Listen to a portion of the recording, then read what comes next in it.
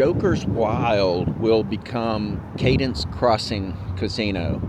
This right here is the new building. Looks like looks like from the outside it's ready to go, but no telling what's going on the inside.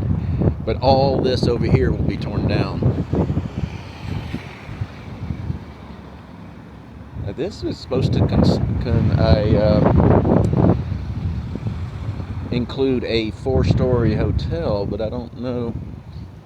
Alright, at the end of this video I'll go around and see if I can see the hotel part,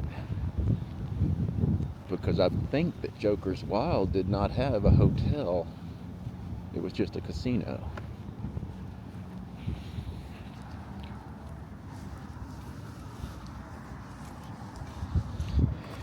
But if you can see the Boulder Highway is under major construction and will be for another,